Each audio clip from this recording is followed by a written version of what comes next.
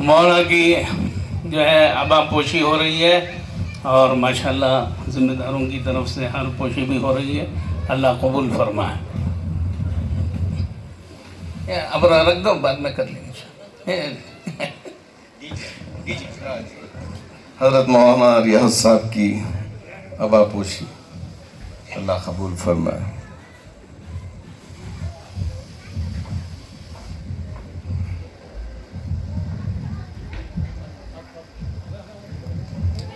حضرت مولانا مفتی رفیق صاحب کی ابا پوشی، جی رفیق احمد صاحب رشادی دامت برکاتہم امت فیوزہم کی ابا پوشی۔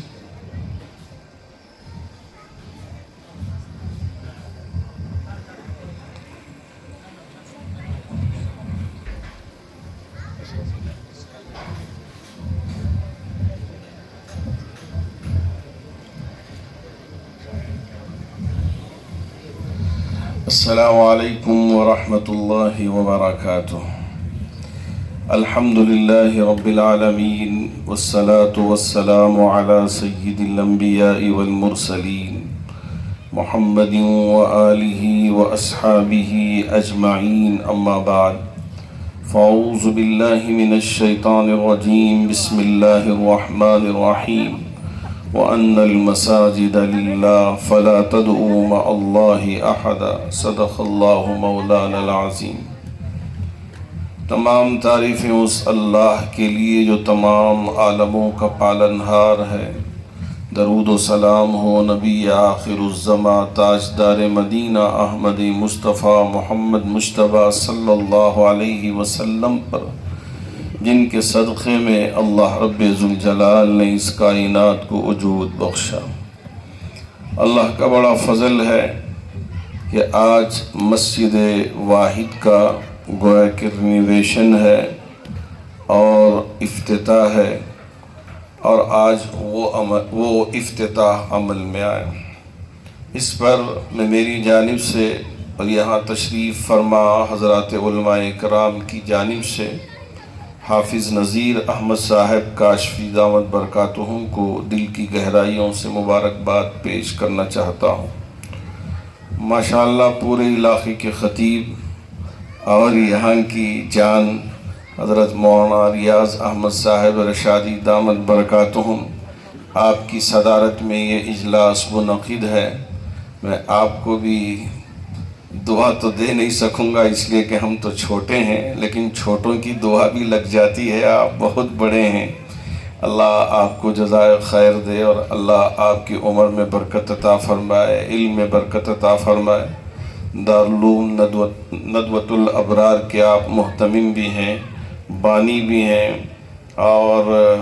روضۃ البنات کے سرپرست بھی ہیں، مدرسہ عربیہ تعلیم الاسلام ایجوکیشنل ٹرسٹ بنگلور کے آپ سرپرست بھی ہیں۔ تو ہم امید کرتے ہیں کہ اللہ رب ذوالجلال آپ کی کاوشوں کو، کوششوں کو شرف قبولیت عطا فرمائیں گے۔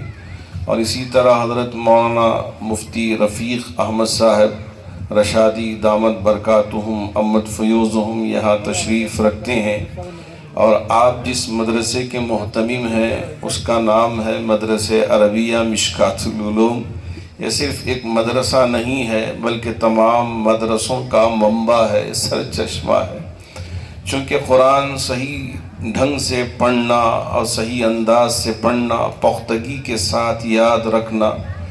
ان ساری چیزوں کی مہارت اللہ نے آپ کو دے دیا ہے، اور طلباء آپ کے یہاں بھی پڑھتے ہیں، اور مختلف مدرسوں کی آپ نگرانی اور سرپرستی بھی فرماتے ہیں،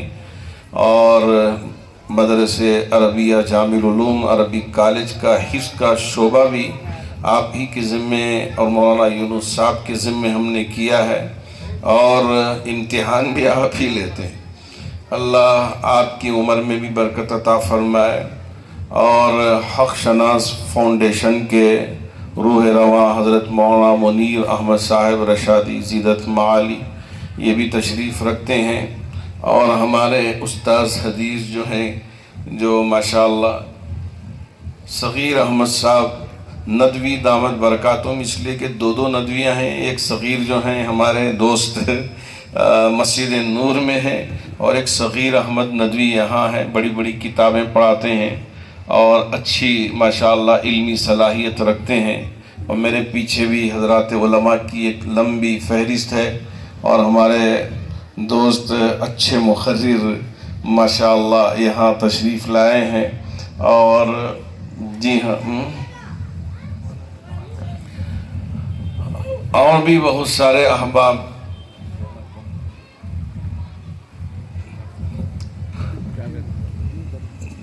بلال کے خطیب بھی ہیں، شاکر اللہ رشادی صاحب، وہ بھی تشریف لا چکے ہیں، سب کے خطابات ہوں گے، تو اس لیے میں مختصر آپ کے سامنے کچھ باتیں اس وقت عرض کرنے کی کوشش کروں گا۔ دیکھیے، اللہ کا جو گھر ہے یہ اللہ کی ملکیت ہے، اس پر کسی کا تسلط نہیں ہے، اور یہ کسی کی ملکیت نہیں۔ سب سے پہلی بات ہم کو یہ جاننا ہے کہ جو اللہ کا گھر ہوگا وہ وَأَنَّ الْمَسَاجِدَ لِلَّهِ کے حکم میں یہ اللہ کی ملکیت ٹھہرائے گا، اس پر کسی کا قبضہ نہیں، کسی کی ملکیت نہیں۔ کس وجہ سے؟ حضرت امام ابو یوسف رحمۃ اللہ علیہ کے زمانے میں اس وقت کے بادشاہ نے جو کہا تھا کہ ہماری بیوی آج سورج کے غروب ہونے سے پہلے ہارون الرشید نے کہا کہ ہماری ملکیت سے باہر نہ نکلے تو طلاق واقع ہو جائے گی۔ اب اس کے بعد تو بڑی ملکیت تھی، نکلنا بہت مشکل تھا۔ بعد میں حضرت امام ابو یوسف رحمۃ اللہ علیہ نے فرمایا کہ دیکھیے مسجد میں ٹھہرا دیں، آپ کی ملکیت سے نکل گئی آپ کی بیوی، اس لیے کہ اللہ کی ملکیت ہے، اس پر آپ کا قبضہ نہیں ہے۔ تو اس کے لیے دلیل اسی آیت کو انہوں نے پڑھا تھا، تمام علماء، مفتیان، قاضیوں کی موجودگی میں، وَأَنَّ الْمَسَاجِدَ لِلَّهِ فَلَا تَدْعُوا مَعَ اللَّهِ أَحَدًا۔ مسجدیں اللہ کی ملکیت ہیں، یہاں اللہ کے علاوہ کسی اور کو ہم نہ بلانا ہے نہ پکارنا ہے۔ تو اس وجہ سے پہلا کام ہم کو یہ کرنا ہے، جو بھی ٹرسٹ ہوگا وہ ٹرسٹ کے نام پر مسجد ہو، مدرسہ ہو، اس کو ہم بنا دیں تاکہ یہ ہمیشہ اللہ کی ملکیت ٹھہرائے۔ دوسری بات یہ ہے کہ اس کے پورے کاغذات صحیح ہوں، صرف یہاں مسجد واحد کے سلسلے میں نہیں کہہ رہا ہوں، بلکہ ہماری پوری ریاست کے تمام مساجد و مدارس، خانقاہیں، سب سے میری گزارش ہے کہ جب ذمہ داری اللہ نے ذمہ داروں کو دی ہے تو یہ نہ سمجھیں کہ نل خراب ہو گیا ہے تو اسے فکس کرنا یہ میری ذمہ داری ہے، امام صاحب کو نکالنا ہے یہ میری ذمہ داری ہے، مؤذن صاحب پہ تنقید کرنا یہ میری ذمہ داری ہے، اور اسی طرح یہاں کام کرنے والے خدام پر نکتہ چینی کرتے رہنا اور ان پر زور چلانا یہ میری ذمہ داری ہے۔ اس طرح اپنی ذمہ داریوں کو ان پر مرکوز کر کے اصل مقصد کو ہم فوت کر دیں، یہ مناسب نہیں ہے، بلکہ ساری چیزیں وقت پر ہوتی رہیں اور ہر ایک کو ہم عزت کی نگاہ سے دیکھیں، ادب و احترام کی نگاہ سے دیکھیں، اور ساتھ ساتھ ہم اللہ کے گھر کو پاک و صاف کرنے کی بھی کوشش کریں۔ مجھے آج بھی یاد ہے کہ جامع مسجد میں جب رات میں بارش ہوتی تو اندر پانی جمع ہو جاتا، میں پروگراموں میں جا کے رات میں 1:30 بجے، 2 بجے، 2:30 بجے پہنچتا تو اس وقت دیکھتا کہ نیچے پانی پھیلا ہوا ہے، تو دل میں یہ خیال آتا کہ صبح فجر کی نماز کے لیے بزرگ بھی آئیں گے، عمر رسیدہ بھی آئیں گے، شاید دیکھیں نہ دیکھیں، اگر پھسل جائیں، گر جائیں تو ہو سکتا ہے ہڈی ٹوٹ جائے اور تکلیف نہ ہو جائے۔ میں یہاں کوئی اپنی وہ کرنے کے لیے نہیں کہہ رہا ہوں، بلکہ یہ کہنا چاہتا ہوں کہ دیکھیے، میں اپنے دل میں کسی بھی طرح کا خیال لائے بغیر سیدھا پوچھا لا کے اس پانی کو اپنے ہاتھوں سے پوچھ کے بعد گھر جاتا تھا۔ جی ہاں، کوئی شرم کی بات نہیں، کوئی اس میں کم درجے کی بات نہیں۔ اگر ہم اللہ کا گھر صاف کرتے ہیں اپنے ہاتھوں سے، اس میں ہمارا درجہ کم نہیں ہوتا، بلکہ اللہ اور ہمارے درجے کو بلند کر دیتے ہیں۔ مجھے یاد ہے اللہ کے رسول علیہ السلام نے حضرات صحابہ سے پوچھا کہ وہ جو عورت تھی جو مسجد کو صاف کرتی تھی وہ نظر نہیں آ رہی ہے، کہاں چلے گئی؟ صحابہ اکرام رضوان اللہ تعالی علیہم اجمعین نے عرض کیا کہ یا رسول اللہ صلی اللہ علیہ وسلم وہ وفات پا گئی، ہم نے مناسب نہیں سمجھا کہ آپ کو تکلیف دیں، اس وجہ سے ہم نے ہی اس کے نہلانے، کفنانے اور نماز جنازے کا انتظام، پھر دفنانے کا انتظام سارا کر دیا، اور آپ کو زحمت دینا ہم نے گوارا نہیں کیا۔ اللہ کے رسول علیہ السلام نے فرمایا مسجد کی خادمہ تھی، جھاڑنے والی تھی، معمولی سمجھ کر تم نے مجھے زحمت نہیں دی۔ ارے تمہیں پتہ نہیں ہے کہ اللہ کے یہاں اس کے لیے کیا مقام تھا، وہ آپ کو پتہ نہیں ہے، اس لیے مجھے اس کی خبر دکھاؤ، جاؤ میں وہاں جا کر اس کے لیے دعا کروں۔ اللہ کے رسول علیہ السلام بنفس نفیس اس کی خبر پہ پہنچے اور دعا فرمایا۔ تو اس طرح ہم اللہ کے گھر کو کوئی معمولی گھر نہ سمجھیں، بلکہ اسے عزت کی نظر سے دیکھیں۔ اور مسجد کے بازو اگر گھر ہو تو بعض احباب ذرا ڈر بھی جاتے ہیں اور کہتے ہیں کہ جنات کا بسیرا ہو جاتا ہے، کہیں ہمارے گھر میں بھی جنات کا اثر نہ ہو جائے، اس وجہ سے مسجد کے بازو گھر ہی نہ رہے۔ اگر یہ فکر ہے تو یہ غلط فکر ہے۔ اللہ کا شکر ہے کہ میرا گھر بھی مسجد ہی میں ہے، اور اللہ کا بڑا فضل ہے کبھی کسی جن صاحب نے مجھے تکلیف نہیں پہنچائی، اور میں بڑے سکون اور اطمینان کے ساتھ رہتا بھی ہوں اور آرام سے زندگی گزار بھی رہا ہوں۔ تو اس لیے کبھی آپ اپنے دل میں اس طرح کا خیال نہ لے آئیں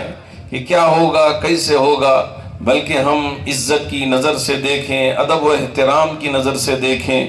اللہ ضرور ہمیں عزت دے گا، ہمیں مقام و مرتبہ دے گا، اور ہمارے لیے اونچا اور اعلیٰ علیین جگہ عطا فرمائے گا۔ تو یہاں حضرات علماء اکرام جی ہاں بہت زیادہ ہیں، اگر میں لمبی بات کروں تو یہ میرے لیے بھی مناسب نہیں ہے، تو میں اپنی بات کو یہاں اختتام تک پہنچانا چاہوں گا، اور یہی کہنا چاہوں گا کہ اللہ کے گھر کو عزت دیں، اس کا ادب و احترام کریں۔ اور یہاں طلبہ بھی پڑھتے ہیں، ہو سکتا ہے کہ ذرا شرارت بھی کر لیں، اور کبھی ادھر ادھر پتھر بھی پھینک دیا، اور کبھی گاڑیوں کو بھی نقصان پہنچا دیا۔ جیسا اگر آپ کے بچے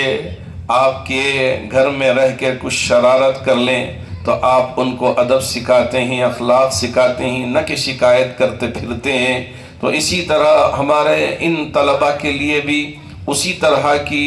آپ دل میں نیت رکھیں، ان کے لیے بھی وہی مقام و مرتبہ رکھیں جو اپنے اولاد کے لیے ہم رکھتے ہیں۔ چونکہ اللہ کے رسول علیہ السلام نے بچپن سے ہی اپنے بچوں کی تربیت کر کے بتا دیا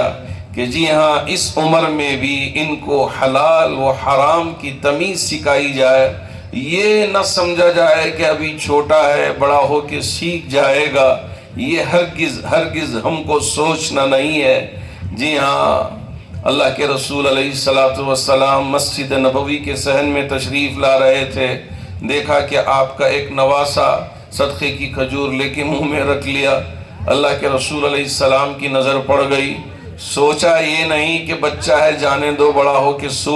سیکھ جائے گا۔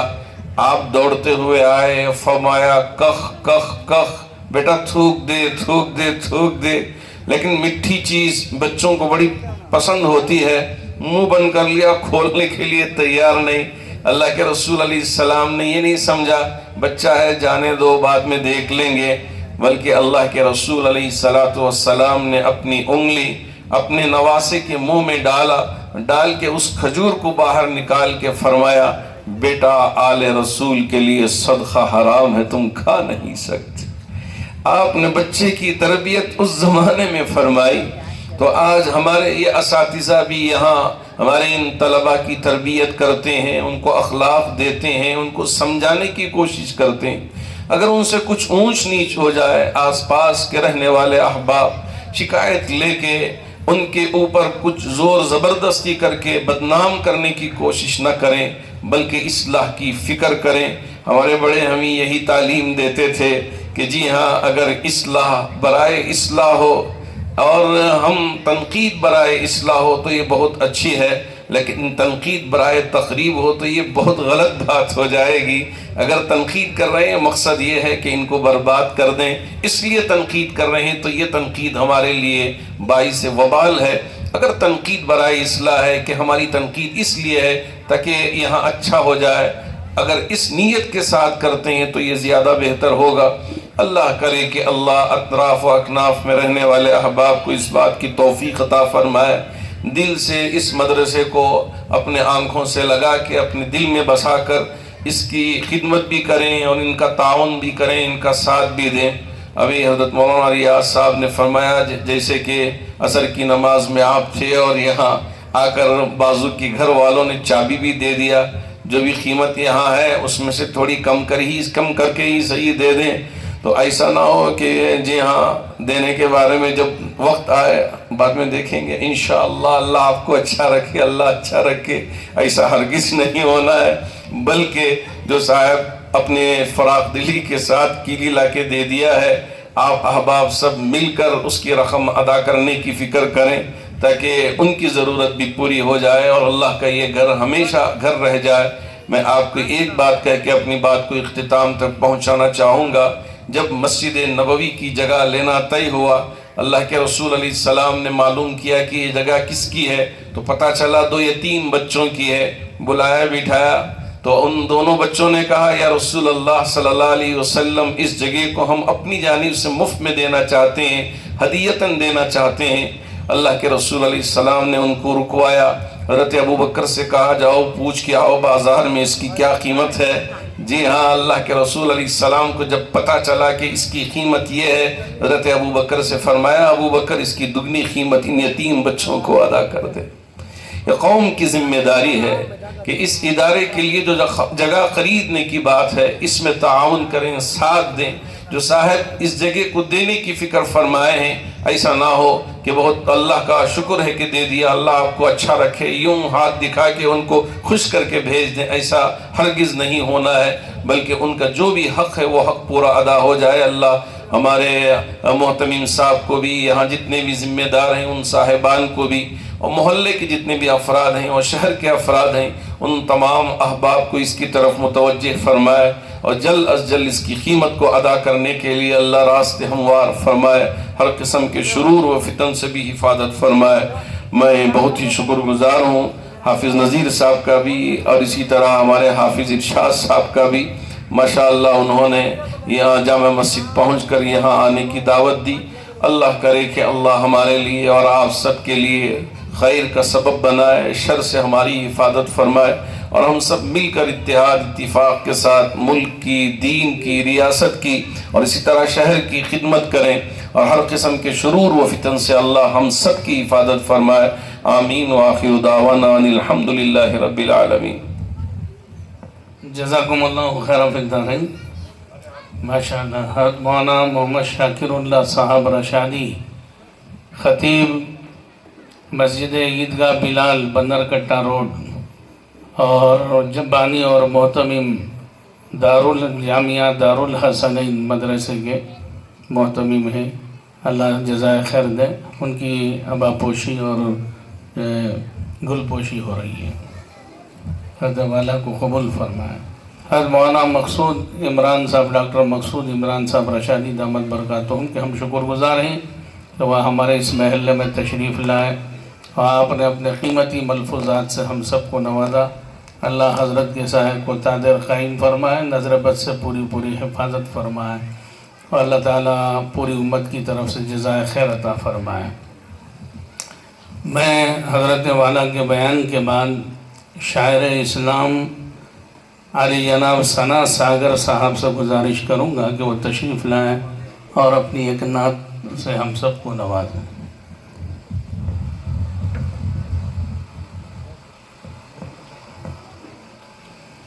السلام علیکم ورحمۃ اللہ وبرکاتہ۔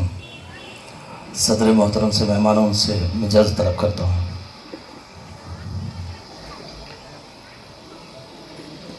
نعت رسول صلی اللہ علیہ وسلم کا مطلع ملاحظہ فرمائیں۔ آج قسمت سے یہ قسمت کا مقام آیا ہے، آج قسمت سے یہ قسمت کا مقام آیا ہے، آج قسمت سے یہ قسمت کا مقام آیا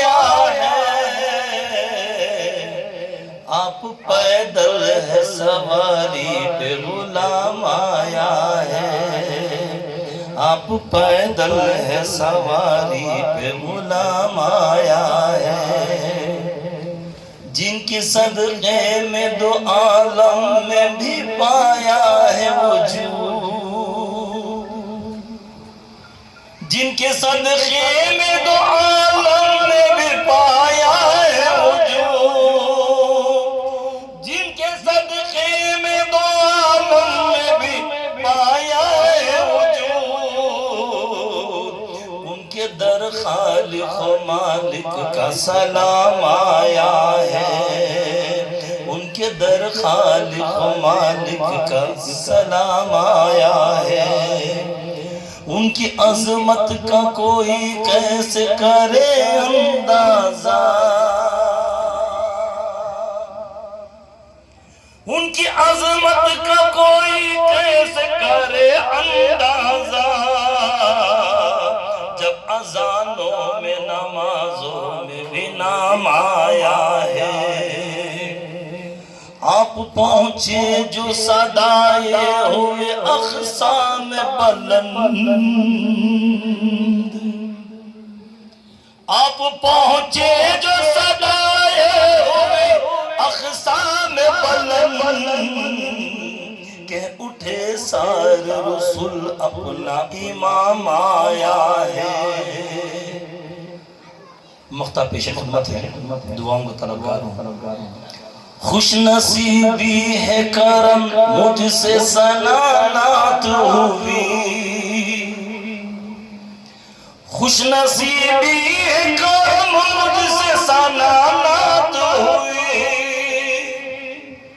خوش نصیبی ہے کرم مجھ سے سنانات ہوئی، عشق ان کا جو ملا بس وہی کام آیا ہے، آپ پیدل ہے سواری پہ غلام آیا ہے، جب اذانوں میں نمازوں میں بھی نام آیا ہے، کہ اٹھے سارے رسول اپنا امام آیا ہے۔ جزاکم اللہ خیر فندارن، بہت اچھے عمدہ اشعار انہوں نے ہم کو سنائے، اللہ تعالیٰ مزید ترقیات عطا فرمائے۔